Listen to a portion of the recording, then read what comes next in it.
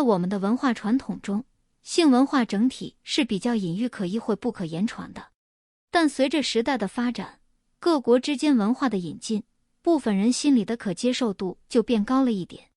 性似乎也逐渐变得不是那么难以启齿，像约炮、一夜情这些事情也是屡见不鲜了。但是君个人还是感觉这不能随便约。当然，我并不是指责这种行为，只是觉得存在的安全隐患有些大。因为你可能永远不知道跟你约的人是不是在通过约炮的方式来恶意传播性病。运气好感染个 HPV 还有治愈的机会，如果不幸感染个 HIV 那真的是凉凉了。这不，在前段时间肯尼亚一名19岁的女大学生在参加派对时与一名陌生男子发生关系后，发现自己竟然不幸地感染上了艾滋。当这名女生发现自己感染上艾滋后，便去找派对上那名男子进行对质询问，但对方不仅不承认，还怒斥女生是不是要讹诈自己。毕竟年龄小再加上涉世未深，于是在多重因素打击下，女孩的精神状态就变得很不好，甚至崩溃到想要自杀。但是颓废过后，女孩突然想开了，并在心中暗下决心，我要报复更多的男人，让他们为此付出应有的代价。有了目标后，这名女孩便开始了自己的狩猎之路。她仅用了3个月的时间，就与324名男性发生了关系，并且发生关系后，她还会以写日记的方式将这些男性的个人信息给记录下来。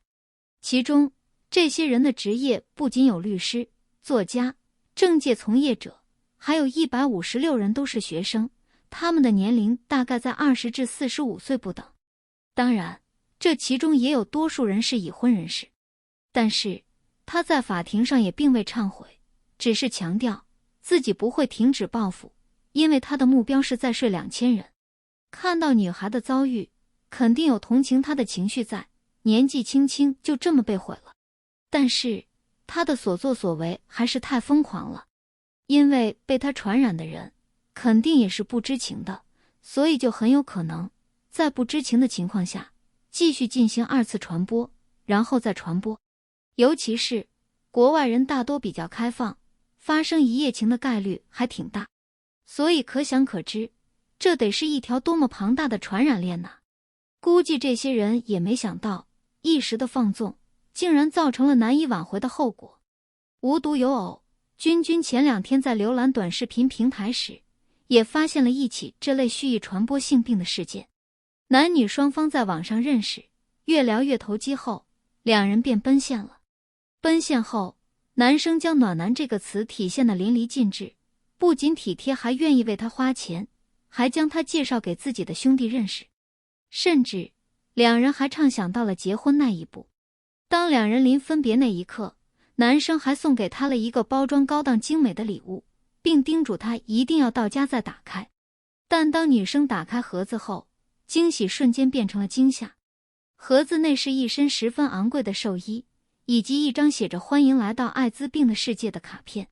所以说，人心叵测，为了自身安全考虑，尽量还是不要去跟陌生人约炮。尤其是艾滋可是被称之为超级癌症的病，因为艾滋病时至今日仍无救治成功的病例。如果在现实生活中有人不幸地遇到这种情况，一定要立刻去当地疾控中心说明情况，进行身体检查，开阻断药，确认感染了就拿药坚持服用，并赶紧报警，将故意传播者绳之以法。综上，不管男孩还是女孩，真的都要洁身自爱，保护好自己，不要被一些花言巧语给骗了，因为后果难以承受。人性的恶是无法预估的。